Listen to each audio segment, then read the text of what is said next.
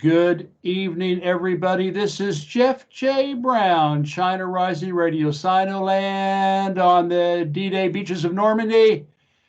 And I'm going to go past where I grew up in Oklahoma, 2 more time zones to the West Coast, to the wonderful state of Washington. And I have on the show tonight, I'm very excited, Bruce Lerro. How are you doing, Bruce? I'm doing great. I'm looking forward to this. Yeah, I think Bruce and his partner, y'all are married. Is that true? Yes. Okay, Bruce and his wife Barbara McLean. I think we met through the Greenville Post, Patrice Grandville. That's right. And so it was very fortuitous for me to have that opportunity. Anyway, let me give you an introduction about Bruce, and then we'll dive right in because this is a really interesting topic. Bruce Lerro has taught for 25 years as an adjunct college professor of psychology at Golden Gate University, Dominican University, and Diablo Valley College. He has applied Vygotsky. How do I pronounce that, Bruce? Vygotsky. Vygotsky, thank you, sir. Vygotsky socio-historical perspective in his 4 books, From Earth Spirits to Sky Gods.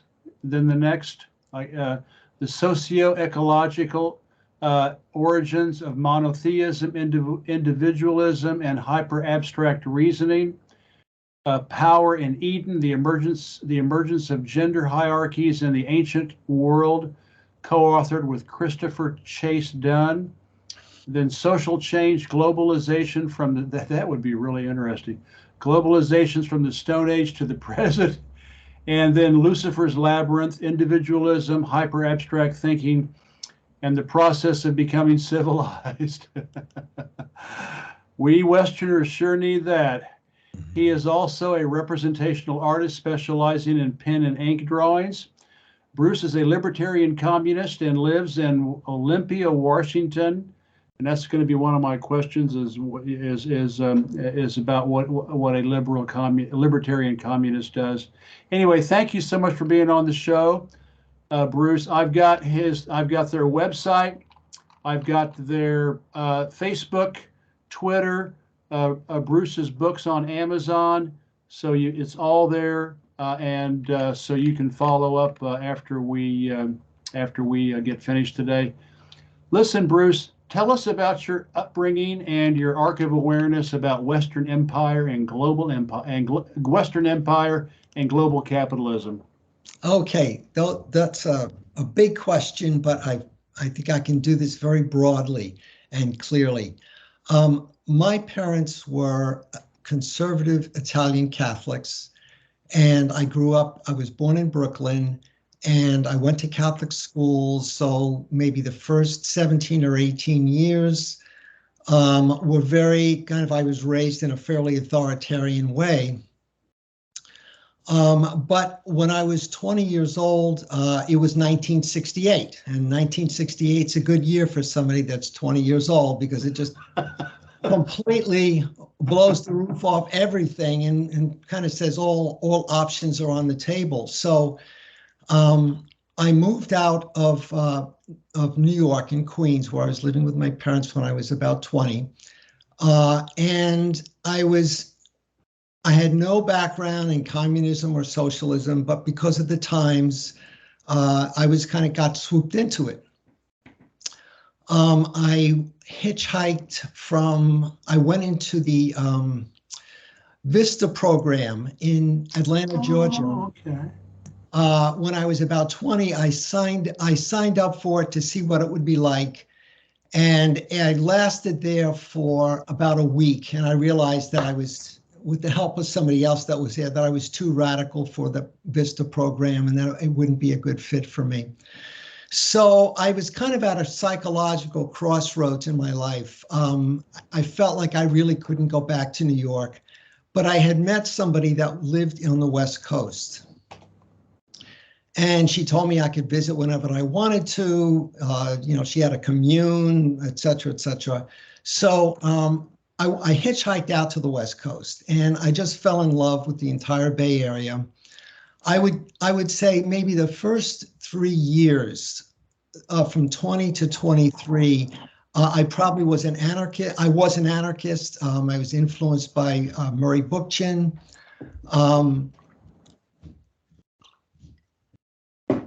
Where the China piece and the global empire came in was not so much from anarchism. I was trying to find a way to combine anarchism and Marxism, and I came across a guy named Emmanuel Wallerstein. And Wallerstein was what's been called a world systems theorist. And the reason I liked him is that he kind of looked at capitalism from the point of view of the whole world. And so he had started his studies in African civilizations. And so I tended to think more globally as a result of his work. And I read a lot of his work and was inspired by it. Then I would say in the mid 80s, after doing a lot of working class jobs for 10 years, from 1970 to 1980, as the economy got worse, I realized I could not make a living on what I was doing. And so thanks to my partner, Barbara, she inspired me to go back to school. So I went to school. I got a bachelor's degree and a master's degree in about 3 years. But what's important, I think, for us, Jeff, not just in this question, but in later questions, is the last year I was in school, I met a social psychologist who was a Marxist. And as I don't know if your listeners know this, but I mean, you cannot find Marxian psychology easy in the United States. There's various schools of psychology, but there's no such thing as social psychology, communist psychology. But she told me about this guy named Lev Vygotsky, because I pushed her and I said, there's got to be some Marxist psychology somewhere. She told me about Vygotsky. And so in the late 1980s, I went really on a kind of a mission of reading all of Vygotsky's books. I used to go to the Communist Party bookstore because they would get the books directly from Moscow, and so they were all translated into English. So I just had a field day with them. I started teaching my 25 years as an adjunct around 1990, and I was involved with organizing some of the adjunct faculties. But also, it was in the 1990s or late 1990s, that I came across two books which are connected up to how I saw the world in the United States and the empire. One book was a book by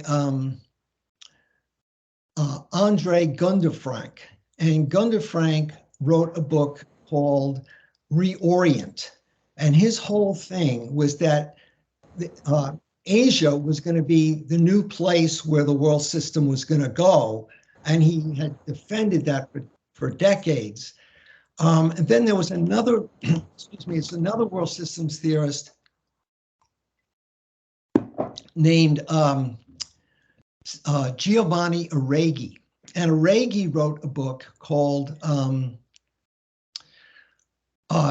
Adam Smith in Beijing. And Adam Smith and what? In Beijing. Oh, so that's interesting. Yeah, so these two books really were both by world systems theorists, both predicting that China was going to be the next world center for the world economy. So that really inspired me. Throughout all this, I continued to teach. I was active. I'd show up. Barbara and I would show up at the anti-war rallies and things. We could not really find a socialist party where we were. The regular parties were really tiny, and they really didn't have a mass impact. So we were kind of on our own. And that partially drove us to start Socialist Planning Beyond Capitalism, which we can talk about later. But I would say that in the last 6 or 7 years, thanks to Michael Parenti in his book, Black Shirts and Reds, thanks to Patrice at Grenville Post, and lately, thanks to you, I've really come to see how important it is to understand actually existing socialist societies and really understand better of what their achievements are. It took me a while to break past the usual socializing of leftists against China and Russia, like they're authoritarian, blah, blah, blah. So I worked my way through that. And, there's lots more to say, but I would say that's where I am now. And I would say that, our website, Socialist Plan Beyond Capitalism, is very much pro-China, pro-multipolar world. But it's I can't say that like I've been that for a very, very long time. It's probably about 7 or 8 years old. Okay, cool. Well, it's So a great website, and it's true. I mean, if we could, as I like to joke, the Cold War started when Karl Marx published the Communist Manifesto in 1828 or something like that, and so as soon as you decide to be communist or socialist or progressive or leftist or unionizing the capitalist fascists that run this planet, you have a target on your back, and the goal is to crush you and destroy you. And China is the first country that has been able to, is so big and so powerful that every attempt by the Western empire to affect it, going back to 1921 when the Communist Party of China was formed, they cannot hurt it. And that's unfortunately not true for countries like Venezuela, Cuba, Iran, which is very socialist, the DPRK, North Korea. I mean, there's many, many more that just don't have the critical mass that China has. Mm-hmm. And Russia is not communist, but it has a very, very strong socialist element, a lot of leftover socialism in their economy and society. So right now, Russia and China are the two countries that have the heft to not be destroyed by the West. So I'm glad you feel that way about China, because it really is. How can China do it? Communism, socialism. It's just all there is to it. Why are they doing so well? Communism. But as you said, for Westerners, it's so hard to get beyond that brainwash about. Go ahead. Oftentimes, if I have I just finished doing a class called "What in the World is Going On," which is all about this kind of stuff. And I would say most of the people in the class, about 13 people, they're kind of like New Deal liberals. And when I say things about China towards the end of the class, part of the resistance to it is that they think they're beyond propaganda. The upper middle class think because they work in symbols, they think that they're on top of all this and nobody could possibly brainwash them. And so there's quite a bit to do to break through the resistance, and it has to be done in a subtle, gradual way. Otherwise, it's a big problem here. Yeah, terrible. It's better in Europe, but not much. It's getting worse and worse. As the neoliberal policies, they're privatizing television stations and privatizing radio stations, and So Right. media concentration is starting to, happen here too. So, well, listen, I read several of your articles and I really enjoyed them and I've learned so much. You wrote about psychologist Pierre Janet, who was French, and Lev Vygotsky, who was Russian. I was very intrigued by the notion that capitalist, fascist, and communist socialist psychology can be seen as different. And you wrote Vygotsky was extremely conscious of his theory as rooted in history. He was also conscious that his work with Leontiev and Luria was attempting to create a communist psychology. He knew his practices were political and he struggled to overcome whatever anti-communism he faced when he journeyed to psychology conferences. He had a deep sense that what he was co-creating was new.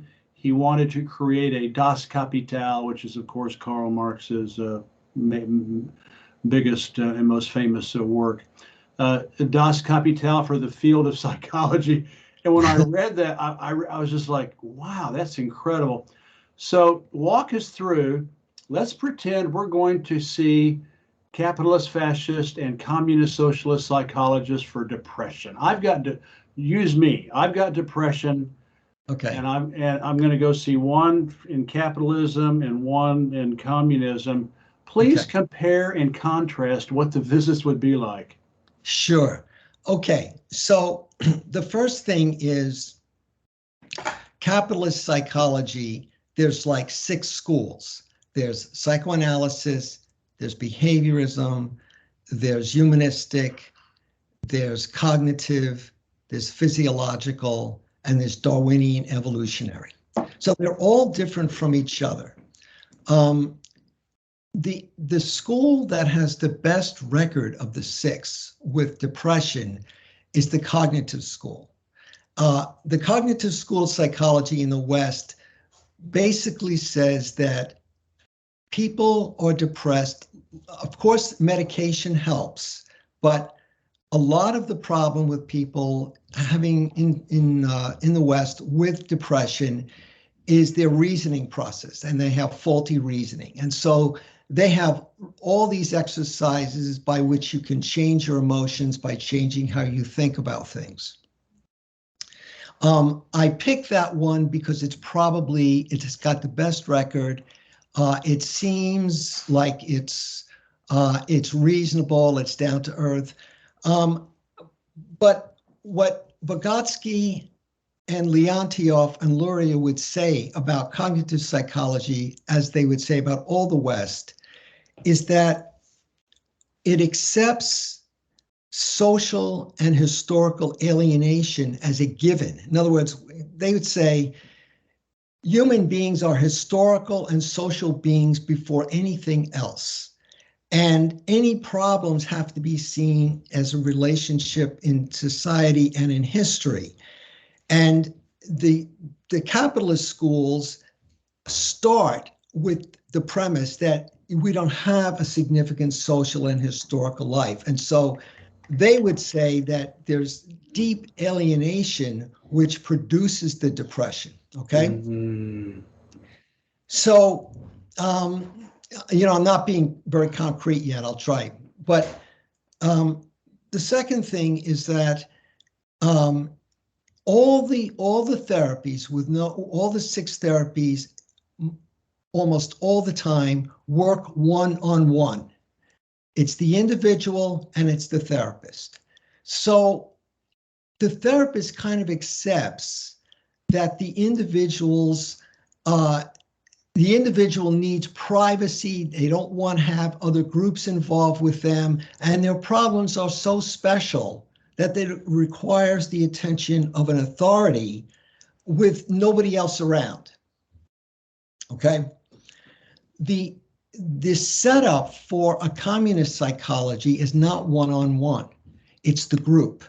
So what the Vygotsky therapists will do is that if there are people that have a problem with depression, they will bring them all into a group. The basis of this is that the group has the power to help people with their problems. And so they intentionally try to get different social classes in the group, and they're trying to build the confidence of people in the group to solve their depression problems. So it's not like in communist psychology, it's not like they don't really talk about their depression. It's just that as they're talking about it, they're also working out the history of problems in groups that all people in capitalist societies have about groups. Okay, is this making sense? Yes. Okay, so let me take one step further on this. So Vygotsky, Luria, and Leontief would say that when people under capitalism think about groups, they think of them in three ways. One way is the group is more powerful than me and I can have no control over it. It's out of my control. So they just sort of become passive and follow the group. Okay. The second way of dealing with this is to withdraw from the group, to try to have nothing to do with the group. Okay. The third is to rebel against the group, right? And to say, oh, this group is not for me. You guys don't know what you're doing, okay? So the purpose of the communist psychology is to get people to see that there's a dialectical relationship between the individual and the group. The group, the individual co-creates the group, and the group co-creates the individual, and that people, if people can build their confidence, the long-term purpose is, like, the person will go into therapy thinking, with the communist psychology, thinking they're going to help me get better from my depression. The communist psychologist uses their problem as a way to teach people how to be dialectical in groups. The idea is, if you can learn to be dialectical in a therapy group and learn how to build a group and build confidence that you can co-create and improve our problems together, then when you leave therapy, you learn how to use the skills you learn in the therapy group in building new groups. And of course, building new groups has implications for building socialist groups, right? So it's like you're learning how to be a better group member in group therapy, but then you're learning to be a good group member and know how to build groups everywhere you go. And that's like that's what's revolutionary about psychology. Bruce, for some of the people out there who might not know what dialectics are, please give us a quick definition. Sure. So what I mean by dialectics is that the group, it's like a reciprocal relationship between the individual and the group. The group produces the individual by their support, and the individual supports the group by its creative presence. But it's not just like reciprocal, meaning they stay in the same place. It's a spiral. So as the group becomes more coherent, that produces a creative, happier individual. That creative and happy individual has input into the group, which improves the group. So it's kind of like a spiral that gets deeper and richer at both individual and group levels. That's really interesting. Well, the one common, although I'm sure it's not the same, but the one common example in the West would be Alcoholics Anonymous. Yes. where all the people who are affected by alcohol get together, whether they're a millionaire or a hobo, all walks of life, everybody gets together and they sort through their problems collectively. And so maybe Alcoholics Anonymous got some inspiration from the Communist School of Psychology. Anyway, it was really interesting, and I can say that, I mean, just by going to see a psychiatrist or a psychologist in China as an individual, one-on-one, is, I mean, it happens, but maybe extremely severe cases of depression or suicide or whatever. But but they do, this idea of solving problems as a group and collectively is very, very much a facet of the Chinese culture going back 5,000 years. So, well, listen, that's that. I hope everybody. What I will do is I will also put the articles that I read. I will put the links on the interview page so that you can follow up. The next one was The Mythology, Ritual, and Art of Romantic Socialism, Socialism's Lost Heart and Soul. And the purpose of this article is to say religious art, myth, rituals, symbols, and techniques for altering states of consciousness should be taken over by socialists and used to their benefit. And then the other one that kind of surprised me because I knew something about them. The Knights of Labor and some socialists in the 19th century knew how to do this, and we must learn from them. So tell us about that, and then I'll tell you a little bit about what I know from about China. Great. Okay, so I think that my experience with leftists in the United States, not so much anarchists, but I think both Trotskyists and any of the Marxist-Leninist groups, is they have this Enlightenment attitude towards religion, which is that it's just superstitious nonsense. It's a sign of ignorance. It's a sign of false consciousness, et cetera, et cetera. And I've always felt like that leaves out probably well over 90% of the human population who all believes in different kind of religions. So I would look at the people that I was hanging around with, and I'm thinking, okay, so like you're throwing stones at a building that's thousands of people are going in and out. You don't know how to talk to them, and so what I wondered about was that how peculiar is this to the West? How peculiar is this? Does this go on in Europe? Does this go on, or is it just only in the United States? Do I see this?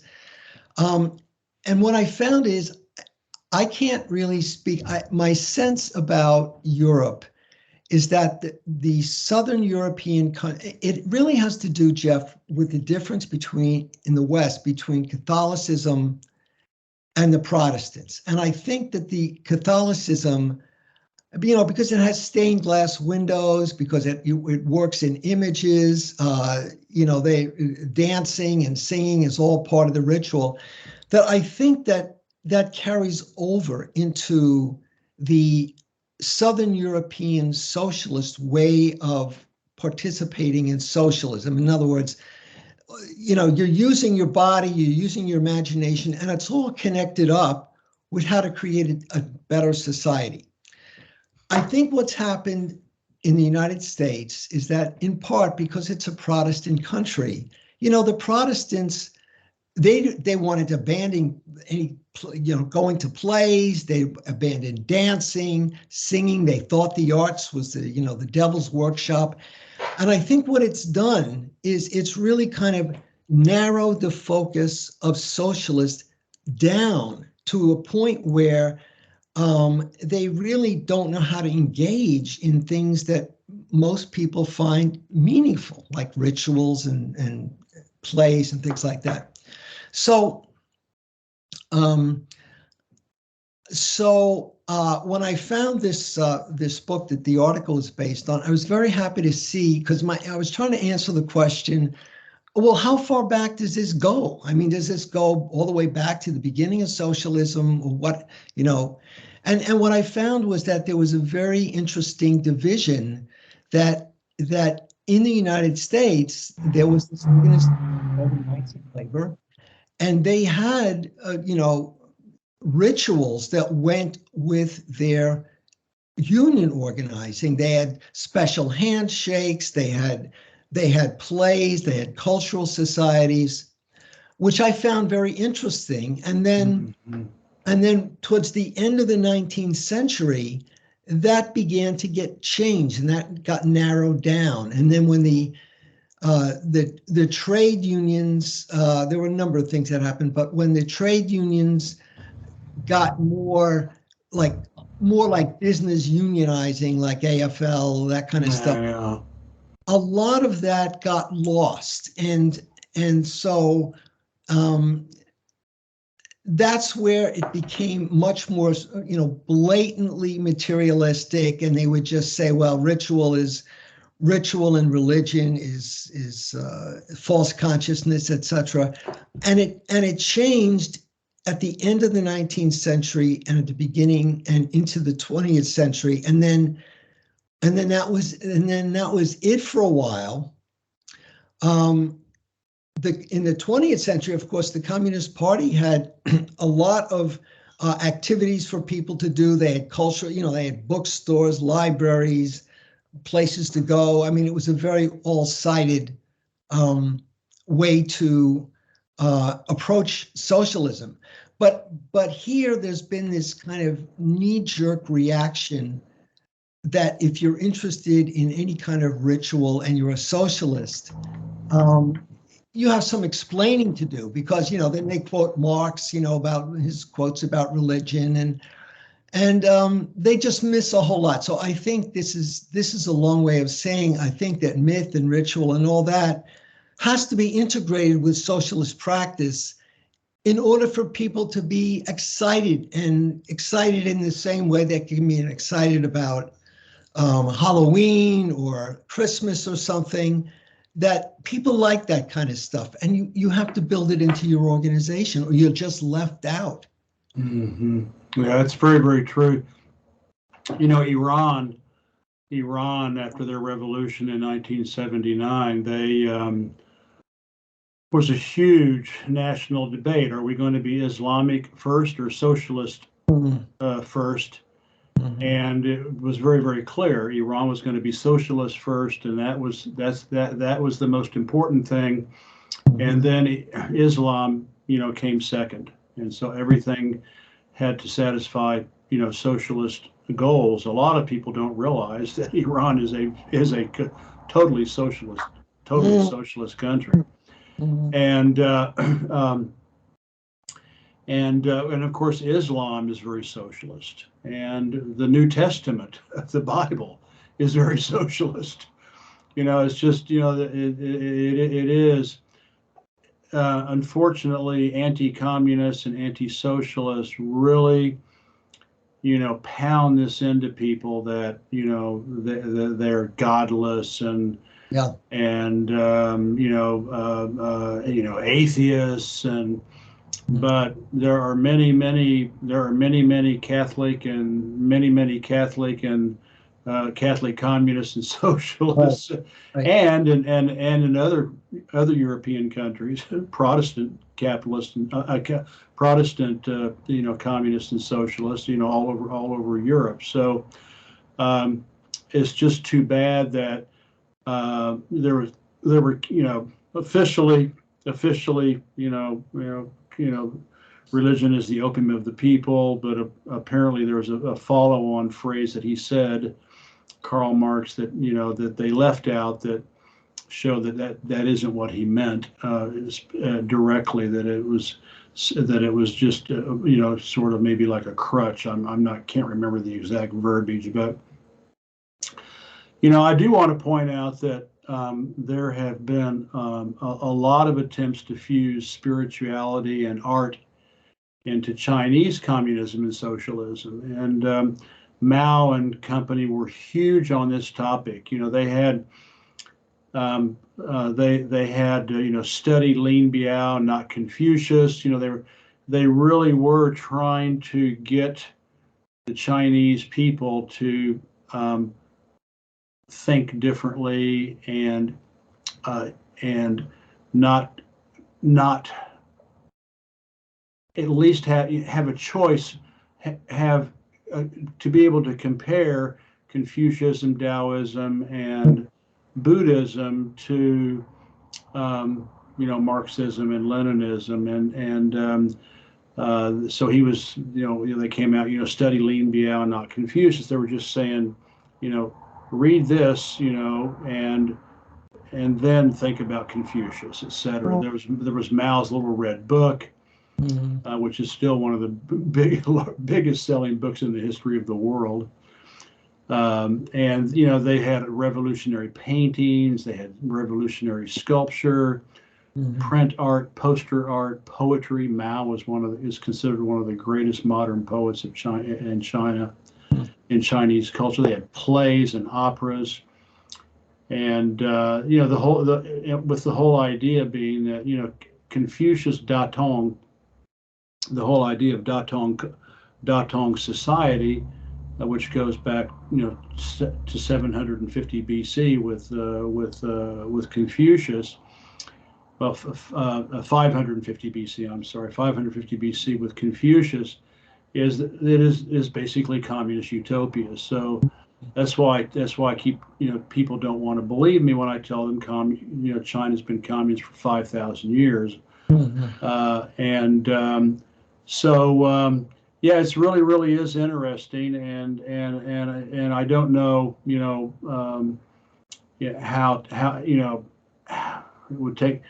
The Chinese communists were very organized, and they created all these plays and operas, and they were very organized. And I just don't know how Western communists and socialists can do the same. Although there's some great socialist artwork, street art, in Latin American countries, Venezuela, Cuba. Yep. Iran. Yep. DPRK, China less so now, but they used to have wonderful, wall art, a revolutionary wall art in China, and now they just have billboards and things. But it's fascinating to think about, and I think you are on the right track. That you're right. You're by taking that elitist high road about religion and spirituality, they're just basically alienating the entire human race, because most of them enjoy it. Most of them like it and find it very rewarding and important in their lives. So. One other thing I just want to add, Jeff, to this is I think there's a similar thing that goes on with sports, and that I went through a period. I played baseball for many years and played in the sandlots, and I went through a period in my 20s where I thought, well, sports is fascism. I want nothing to do with sports, and then I kind of got over that by various means. But sports is another one, especially in the United States, baseball and football. Thousands and thousands of people. It's a huge business. People got all attached to their teams, blah, blah, blah, blah, blah. And there's something real about that. And you can't just say, oh, that's a distraction from political organizing. No, it's part of life. And you have to, when I used to work for, I'll be real brief about this, but when I used to work for, I worked as a counselor for an organization called Men Overcoming Violence. And we had a 40-week program for men to come to every week to learn how to communicate with their partners. And most of the guys were working class. And I was able to make really good connections with them because I could talk to them about sports, because they're interested in sports. So they, if I was in San Francisco, well, how'd the Giants do, or how'd the 49ers do, little things like that. And people say, we're on the same page here, so it's not just religion, it's also sports and general entertainment that we have to join these things, not run away from them and then throw stones at them, Yeah, not only that, but movies, That's right. movies, television, music, That's right. and and of course you mentioned, NBA is huge. It's huge all over the world, and Yes. you don't have to talk to me about football, which the Americans call soccer, but the real football. The real football in the rest of the world, and then rugby all throughout Europe and and Africa, and it is true. And my hometown, Oklahoma City, now has the Oklahoma City Thunder, NBA team, and obviously I'm going to be obviously I'm more relatable if I can talk about Yep. how the Thunder did this year or whatever. Yep. Just to be friends, just to be Yep. relatable, if nothing else, just to sit down and have a nice dinner together, because it is important for people. These kind of things are very, very important for people. So I don't know if it's ever possible, for the West, to come up with a massive, holistic, plan for culture and art, and that like Mao did, but it's definitely at least a model to maybe work off of. Well, listen, let me. You wrote another great article about your website, and it's really impressive, bringing our socialist baby to life. History of Socialist Planning Beyond Capitalism, which is the name of your website. And just tell us about it, and how you and Barbara are involved, and just tell us about it, because you and Barbara put a lot of work into it. Sure. It's your baby. Yes, it's our baby. So this really came. This organization really came out of our frustration at being able to find a group that we can really work with. Like between about 2000 and 2012, we would go to the anti-war protests. We got involved with some public education groups to improve public education in the college sector. We were pretty active in Occupy in 2011 in Oakland. We had a time when we shut down the ports in Oakland and San Francisco. But at the end, when Occupy fell apart, it's kind of like that's when we got to the point of, okay, we're not going to wait for other people to build something that we can join. We're going to start our own thing. So in 2012, we started this organization called Socialist Planning Beyond Capitalism. The purpose was we wanted to be an educational organization, and we wanted to emphasize two things. One thing was that capitalism was in crisis, and so we would always be posting articles about the crisis in capitalism. The other was workplace democracy, as workplace democracy or workers' co-ops as an alternative. And so we would try to have a couple of articles about workplace democracy and how workers took over places and they ran it for a while under their own control.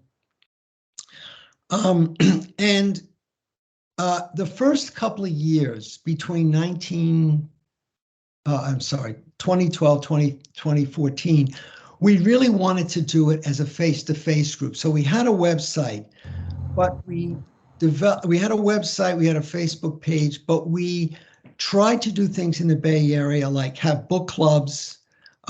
We had forums, we had film screenings, and we did that. Oh my gosh. Yeah, we did that maybe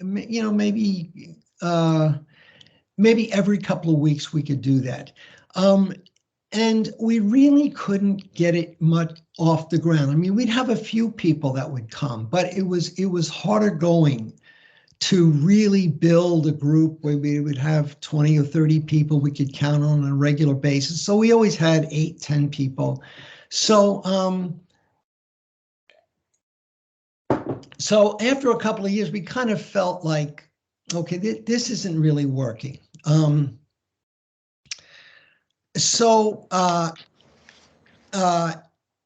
2014, we joined, you're familiar with Richard Wolff, right? Mm-hmm. Okay. He had started a group called, I think it was Democracy at Work, or Workplace Democracy. And what he was doing is starting chapters in different cities in the country that were supporting worker cooperatives. So we liked worker cooperatives. We thought we like him. He's a smart guy. He's down to earth. And so we joined their group. And so we were part of a chapter on workplace democracy. And so we were hoping that as being part of this chapter that met once a month, that we could also promote socialist planning beyond capitalism through our chapter, okay? And the reason I say that is because a lot of the people that were interested in worker cooperatives were not socialists. It always has blown my mind that I always thought that, people that would be interested in worker co-ops would be some sort of anarchist or some kind of a group that was critical of capitalism. But a lot of the way Richard Wolff presented worker cooperatives was that they were not,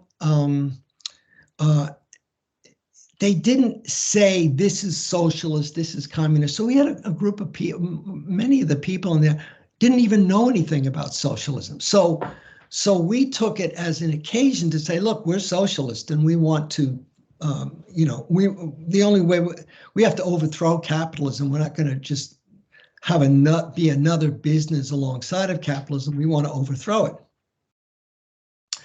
So that we lasted with them for about a year, and we felt that Richard was not active enough in saying these folks need to be socialists, and we had a lot of problems just getting stuff off the ground because people were not committed to socialism. So we left that after about a year. And so that was about 2015. Then a very close comrade of ours, one of our founding members, who was from South Korea, very serious revolutionary. He said to us that the kind of stuff you want to do with groups face to face, it's not really happening right now. It would be better if you had done that 30 or 40 years ago. You have to have an electronic presence. And so beginning about 2015, we really started to build a website so that we primarily were posting articles about capitalism, articles that would come out of, say, the Greenville Post, or articles that would come out of Counterpunch or LA Progressive, and we would post them every day. Then we also had a perspective section in our website, which were really long-term political analysis, like you read, Jeff, the 3 articles that you read. And so we have 3, so we wrote articles, or we write articles on perspectives about every 2 weeks. We also have encouraged and made it a kind of a challenge for us to really encourage people to write for us. So we've had some some real working class people that were really inhibited about writing, and we basically walked them through. They were able to tell their stories through us. So, Okay. yeah, so right now we're really kind of, we have about 3,500 followers.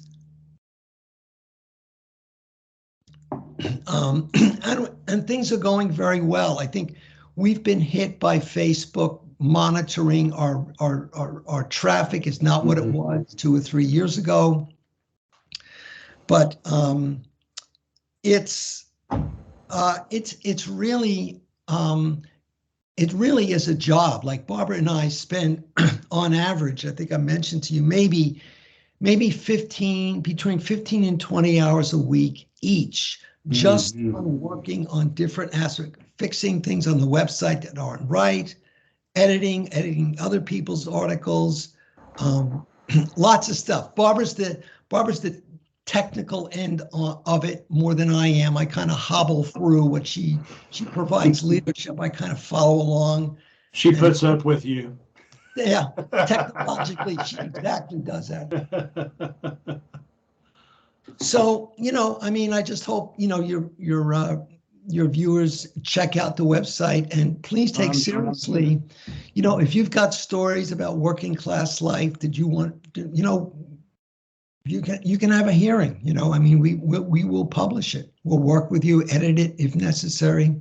So there you go. Did you have other questions just about that? No, it's just terrific. I love your all's vision and your patience and your commitment and your grit. I mean, it's just very, very, very inspiring for me, and I'm sure for a lot of people out there. It's a long slog. Yep. And especially in Anglo-Saxon countries, Yes. That's a big slog, because the big lie propaganda machine is so thorough at brainwashing people that they don't even know they're brainwashed. And we have freedom of the press. We have freedom of expression, and which is just a bunch of bunk. It's just absolutely not true. There was that Ward Churchill, who maybe was a member of the Churchill family, but he said,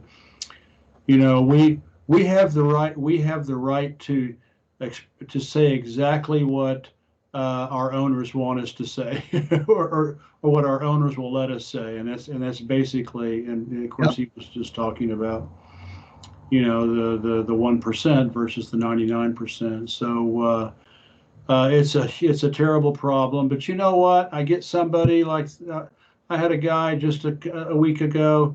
Man, Jeff, thank you. You've really helped me understand. Blah blah blah blah blah. And I get somebody else, contacting me.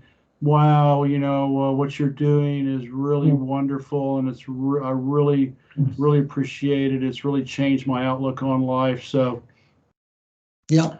I may not change the world, but I know that I'm changing, educating and making people aware of the reality of the headlines, and I'm sure you are too. So I keep up the good work. You and Barbara are doing a wonderful job, and I will do what I can to expand your all's voice in my neck of the woods. All right.